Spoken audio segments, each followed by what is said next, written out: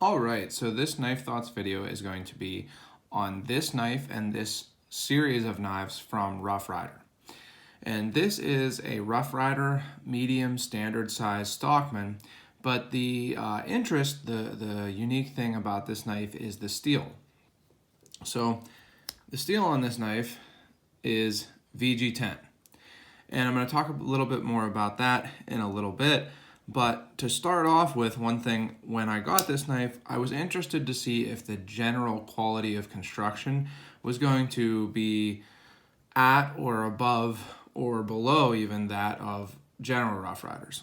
And Rough Riders are inexpensive knives. They're made in China. It's a brand that's owned by Smoky Mountain Knife Works, but distributed to other dealers also.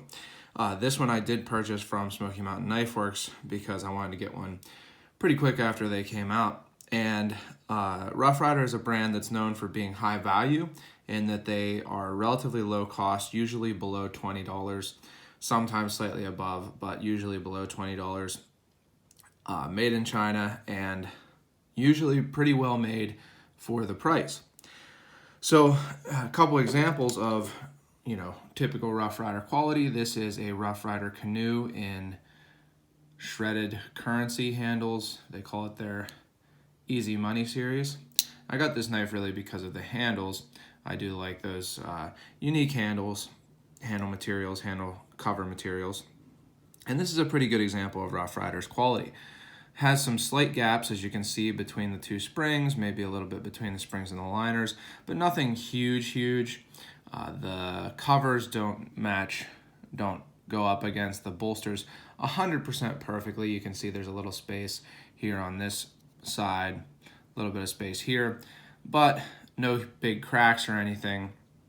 The blades are well done, no blade play, nice action. That's one thing. Rough Riders usually do have nice action and no blade play, or at least very little. So very typical Rough Ryder. Another example is this knife. This is a Rough Ryder Trapper. This one is maybe a little bit better. So very slight gap here, but really no gaps otherwise. Well centered, nice action on both blades, and neither blade has blade wrap or blade play. So a well-made knife, despite some things. Again, this pin sticks up a little bit higher than it should probably, as well as this one. And, generally just not as well fit as something like a gradation cutlery. So this is a gradation cutlery. They fit 3 springs in. This one didn't really come with any gaps. It has a slight gap now, but a little bit tighter fit and finish, a little bit nicer finish. Again, well spaced, no blade play, no blade wrap on this one anymore. So Rough Riders are generally well-made knives with some usually aesthetic imperfections. Now, one thing to mention is that I think that Rough Riders' quality has improved over the last couple years. Rough Riders were less expensive a few years ago, usually below $10, and at that time, I think that the quality was a little bit less consistent from what I've seen. I haven't had a huge number of them over the years, but I've had enough that it does seem like the quality control is improving. So they are a little bit better quality now, and the price has risen slightly. Again, still under $20 usually, but I think that price change really just corresponds with inflation. So this knife is also kind of fits into that same category. It's well made with some slight imperfections. So really no big gaps, no major gaps between the springs and liners, but there are some gaps between the liners, the outside liners, and the handle material itself, which is aluminum. So that's an interesting thing, a little bit of gaps there. Probably just the aluminum isn't totally flat. The springs are not totally flush with the liners. This one especially is low, and I haven't adjusted the kicks or anything like that on this knife. Another thing that this knife isn't perfect in my opinion on is the nail nicks. These are match strike nail nicks, so supposedly so you can strike a match on it, and I think that they look fine, but they are a little bit shallow for me because of the raised parts. So if that was fully cut out like most nail nicks are, you could get a little bit more purchase. Not that it doesn't work, you can open it easily enough. I just wish that it was a little bit, cut a little bit deeper into the blade there. But otherwise, really no big problems. The one blade, I think it's this blade. Yeah, is it that blade? Yeah, the sheep foot here has very, very slight blade play. And I mean very, very slight. And one thing to notice with this knife that's different than any of the other ones, except for the one modern that I'm showing, is that it is a screw construction knife. So you probably could tighten that slightly and take away that blade play. I didn't do it for this video because I wanted to mention that, but I probably will try that and see if it will take that blade play away. But it's very, very slight. And the blades are fit well. They all have nice action, as you can see. And they came sharpened well, everything like that. So generally, no practical issues, and pretty well made actually, especially compared to something like a case knife. Case knives often have some of those same issues. They very often have gaps between the springs and the liners. They sometimes have off-centered blades and blade play, and often have some blade wrap, which is true for really any of these traditionals, to be honest. Slip joint traditionals, but similar kind of more frequent aesthetic mistakes or imperfections on the case knives as the Rough Riders. Not necessarily saying that the case knives aren't fit better. I think that they often are fit better, but relatively similar on the issues. But it's a generally well-made knife, and this Rough Rider cost $22. So an inexpensive knife. I mean, pretty much by all standards, an inexpensive knife in general in today's market. And the big difference with this knife is the materials, and specifically the blade material. So Rough Riders are generally made with, I thought this said it, yeah, 440 steel.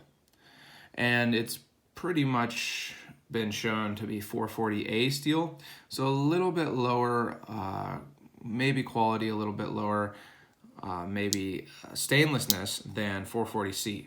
But a fine steel, to be honest. I have used Rough Riders 440A a good bit, and it's, generally a fine steel. Easy to sharpen, doesn't hold an edge that long, but well enough. Another really frequent steel that's used by case is a True Sharp, and that is again similar to a 440 steel. It's their own, specific type of 440 steel, but it's very similar to the same thing that Rough Rider would use, the 440A. So when traditional knives use stainless steels, it's typically that type of 440, or if you're looking at a buck knife, Buck uses 420. Let's see if it says it on here. It doesn't, but Buck uses 420 HC steel. Now, I actually have been relatively impressed with the steel on this knife. Supposedly the way they heat treat it is better, but a pretty similar steel. And then some companies will use, like this AG Russell, will use 8CR13 MOV, and that's pretty much assumed to be because it's probably the most prevalent steel to be used on knives made in China. A lot of modern knives made in China also use 8CR13 MOV. It's an okay steel. It's a little bit less stainless than these other steels. Holds an edge relatively well, but it's really easy to sharpen. Not as well as this knife will. But generally an okay steel and very prevalent on Chinese-made knives. Another steel that's common on traditional knives is carbon steel. Rough Rider actually does have a carbon steel series. Their carbon steel is a Chinese carbon steel, and I'm forgetting what it specifically is called. But it's very similar to the carbon steel on this knife, which GEC uses, which is 1095. 1095 is a very common, very prevalent steel, and just a classic carbon steel that's used on a lot of traditional knives. Now, recently, some knife companies have been making traditional or slip joint knives with higher end steels. Collector Knives, Mike Latham at Collector Knives, had some modern Barlows and now even some other patterns made by some Italian companies, Lion Steel and then Viper Knives, in M390 steel. Benchmade is doing a slip joint in 20 CV, or that's the ZT, zero tolerance. I think theirs is in 20 CV, and then Benchmade's in some other high-end steel. So it's kind of becoming a thing as traditional knives become more popular with the modern knife crowd, which I am also part of, but not to like disparage or talk about them as another. I also like modern knives. But as traditional knives become more popular with people who aren't familiar with them and who are used to carrying modern knives with modern steels, I think companies are rightly starting to bring more modern steels to traditional knives.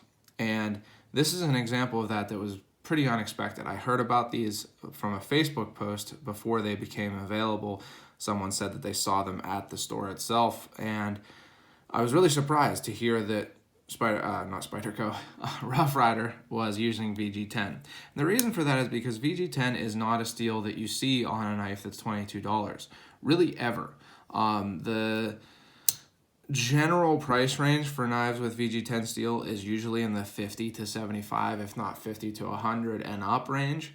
It's not necessarily a super steel anymore, but it's a much higher quality, or at least much higher tier steel, you may say, than any of these others that I showed.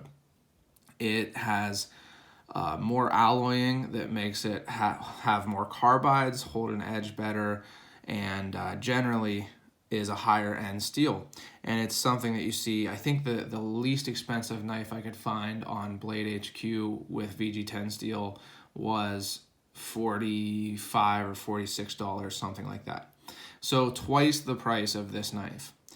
And that's why it was such a surprise to me when I heard that Rough Ryder was bringing out these knives in VG10 steel, because it doesn't seem like it would make sense for them to be able to do that. But they did. So far they have this knife, which again is a Stockman with the sheepfoot secondary, spay secondary, and clip point main.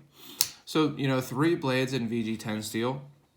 And then they also have a trapper, which has 2 full-length blades in VG10 steel. So the 2 most classic, most widely probably used and carried patterns in America, the trapper and the Stockman, are what they came out with first, which makes sense because they are the more popular patterns. And I decided to get the Stockman because it has the 3 blades, and I have a lot of trappers already and stuff. And I'm impressed that they're able to bring this to the market at that price range. The trapper is actually slightly less expensive at about $20, and this one's about $22. Again, the only other knife that I have in VG10 steel is a Spyderco Endura. I've had several other knives in VG10, but this is the only one I have right now. Oh no, that's not true. The Ouroboros is in VG10 too. I just didn't get it out. But Spyderco uses VG10 a lot, and both of those knives are in the $75+ range. An Endura will cost you about, I think, $75 to $80 right now, and the Ouroboros it's discontinued, but it was in the $125 or maybe $150 range. So you really don't see VG10 on knives in this under $25 price range ever. I mean, I haven't seen any at any point. So it's impressive to see that they are able to bring it to market at that price and still maintain the same quality that we have come to expect from Rough Ryders at the $15 range. Now, one question is this VG10 steel? VG10 is a Japanese steel, and this is made in China. As far as I can tell, it is. Now, I can't do a spectrometry or whatever, where you see exactly what the steel is by seeing the chemical makeup of it. But I have used this knife, I have sharpened it, and it is definitely not the same steel as Rough Ryder's normal steel. It's definitely different in sharpening and in use. It seems similar to, again, the Endura. I carry these knives together. a couple of days already and use them both for cutting cardboard. And again, there can be pretty big differences in how they perform based on heat treating. If this knife is heat treated at 59 and this knife is heat treated at 55, this knife will do nowhere near as good in holding an edge. But they were relatively comparable, and I do definitely think that this knife is different steel than Rough Ryder's typical steel. Now, with that said, one thing that I have to mention is that it doesn't make a huge difference to me. I've never been one to seek out specifically a knife because it has an exotic steel, and it doesn't make a huge difference to me because I have enough knives that I generally, don't need it to last super long, the edge to last super long in cutting, because I usually have another knife on me. If I use my traditional knife enough that the edges are getting tall, I usually have a modern knife that I can use also, and vice versa. But I do appreciate higher end steel, and I think that one of the big things with this knife specifically is that it's not a huge increase in price. A Rough Ryder Stockman will generally be about $15, especially on the newer series, if not sometimes more depending on the handle material. So it's not a huge price increase. Now, percentage-wise, if it's $15 and it's increased to $22, that's over a 30% increase in price. But because it is 15 versus 20, I think that for most people it will be something that's a palatable price increase. And that is not always the case with modern knives. Sometimes when you see a modern knife upgraded from something like VG10 to S110V or something like that, it can be $40, $50 more. Not necessarily always the case with Spyderco, but in general it can be the case. So I think that this is a welcome upgrade. I think it's something that people are going to really like, and I imagine that Rough Ryder is going to be using VG10 steel more on their knives. I actually think that this is possibly part of a general process that Rough Ryder is going through to try to increase their quality, perception of quality within the market, and also increase the selling price. And I don't think that that's a bad thing. I think that as long as they are increasing the quality of materials and or the quality of construction, then increasing the price is a fine thing, and it just creates more competition in the market, which will, help all of us as knife consumers, as long as they do maintain that reasonable budget price. If they don't, if Rough Ryder does move up into the $40, $50 range with case and such, which I don't think they will, but if they did, I'm sure that there would be another lower cost budget option that will fill that marketplace niche. So I think that this is a welcome new series, this VG10. I do think that it is a different steel, and I have to assume Rough Ryder, being a well-respected brand from a well-respected company, Smoky Mountain Knife Works, that it is VG10. I'd be interested to see how hard it is, whether it's in the 55 to 57 range or the 57 to 59. Probably not higher than that, to be honest, but it'd be interesting to see. And I think that it's a fair price for a knife like this.